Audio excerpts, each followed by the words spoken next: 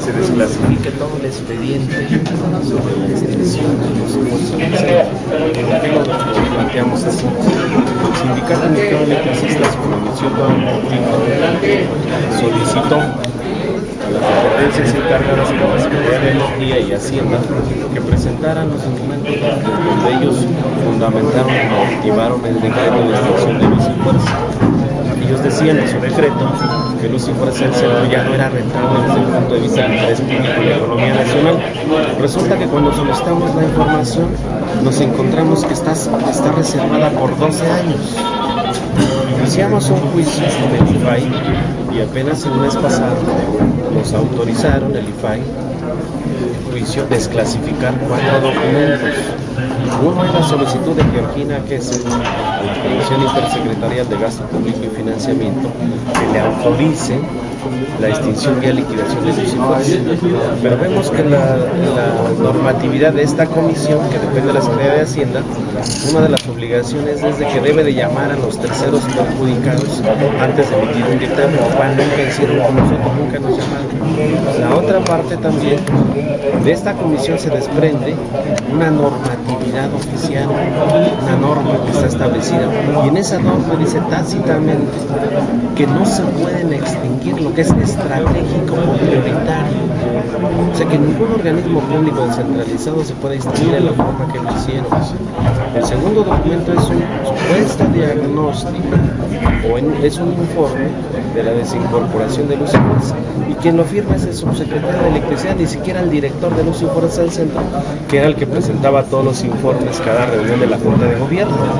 Y el tercer documento tiene que ver con un análisis sobre el costo del contrato colectivo de trabajo. Ellos señalaron que el problema financiero de la empresa era el contrato colectivo de trabajo, lo cual el contrato ya había sido firmado, revisado del 16 de marzo del 2008 al 16 de marzo del 2010 y autorizado por el Congreso de la Unión el presupuesto del contrato colectivo de trabajo y el presupuesto para la revisión salarial 2009-2010. También el cuarto documento son las bases de desincorporación de luz y fuerza del centro.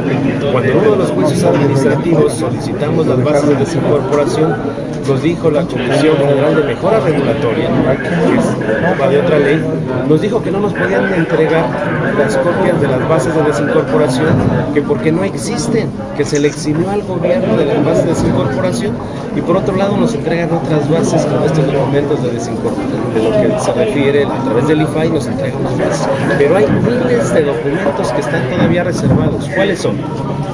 El informe financiero de luz y fuerza del centro al cierre del 2009, el informe financiero de luz y fuerza al cierre del 2010. Están todos los inventarios de luz y fuerza del centro para saber el patrimonio. Nadie sabe a cuánto asciende el patrimonio de luz y fuerza. Y además no se ha informado sobre fondos que son de nosotros los trabajadores. Desde que entramos a trabajar estamos aportando para un fondo que es el Fondo de Reserva para Jubilación. Hay otro fondo que es el Fondo de Seguro Sindical. Desde que entras a trabajar te van descontando cada semana para ese fondo. Y tenemos un fondo que es el Fondo de Vivienda, el Fondo de Programa Habitacional. Es la fecha que no nos informan de nada de estos fondos del SAE. Entonces, pues es importante que dejar a la nación, así como dijo Calderón en su decreto, que debería de hacerse con eficiencia, eficacia y transparencia. Entonces, ¿por qué se están reservando documentos que deben de ser mostrados a la opinión pública? Y eso es lo único que pedimos al Congreso. Claro, porque vean, y esto lo vamos a utilizar para llevarlo a la Comisión Interamericana de Derechos Humanos.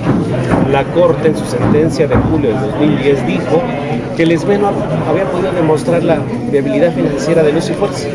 ¿Cómo lo íbamos a poder demostrar si estaban reservados los documentos por 12 años? Hoy que tenemos ya desclasificados estos 4 documentos que son importantísimos, pero además queremos que se desclasifique todo el expediente. Entre ellos está el convenio incomodato que firmó el que está en la cárcel ahorita. Imagínense, Néstor Félix Moreno Díaz, acusado de sobornos, de robo a la nación, es el que recibió toda la infraestructura de luz y fuerza. Los inventarios de luz y fuerza, los vehículos de luz y fuerza los traen los contratistas. Todo el robo de conductor de mediana y baja tensión, los cobros que están siendo indebidos con Comisión de Electricidad, no hay ninguna cuenta que registre el sistema de administración y enajenación de bienes. Y hay algo importante para los usuarios.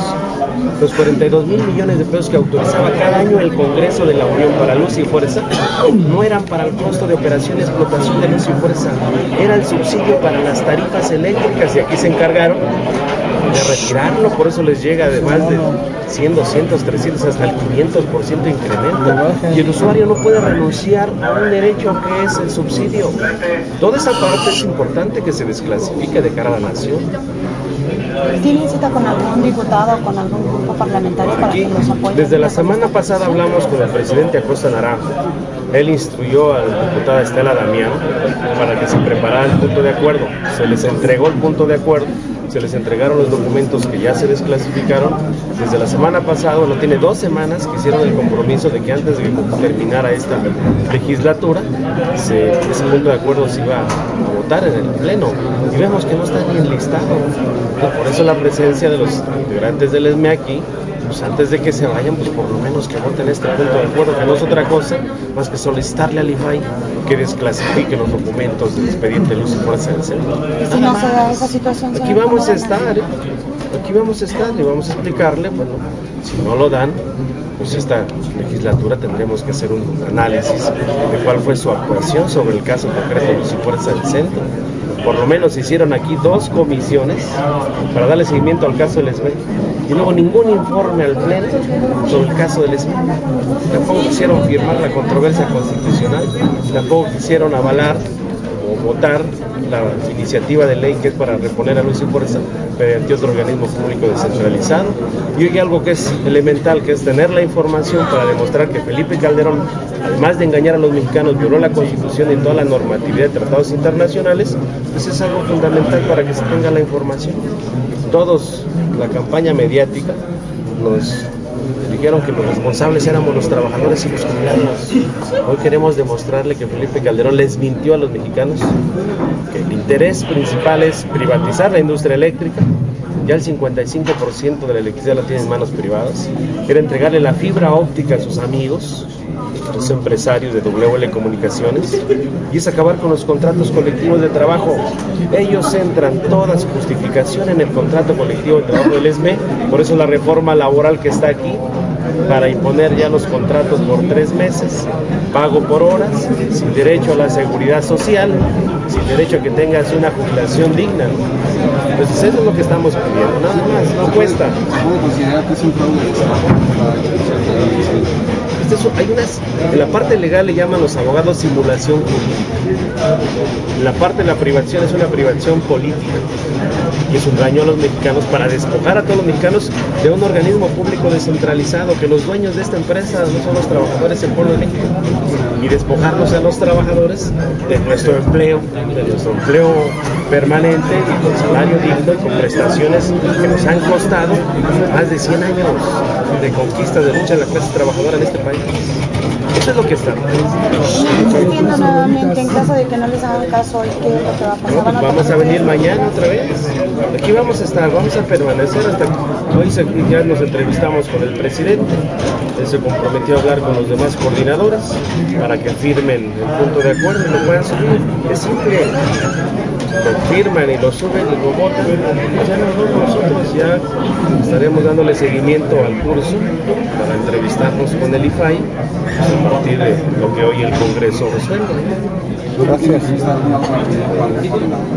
Ellos se van a encargar, incluso nos dieron el teléfono de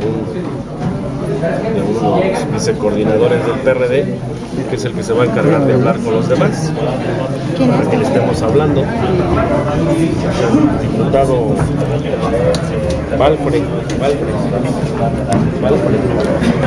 es el PRD, vicecoordinador. ¿Qué presentaría el punto? Lo trae la diputada Estela Damián. Ya lo tiene desde hace 2 semanas. Incluso me dice la diputada, hablé con ella, y hay varias firmas de diputados que tienen. Incluso hablamos con el pasillo con Ángeles Cuevas, se preguntó por mí, no hay inconveniente. Hablamos en el patio por Santiago y no hay inconveniente. Pues ya nada más es simple. Por lo menos con eso que salga hoy ya nos vamos contentos.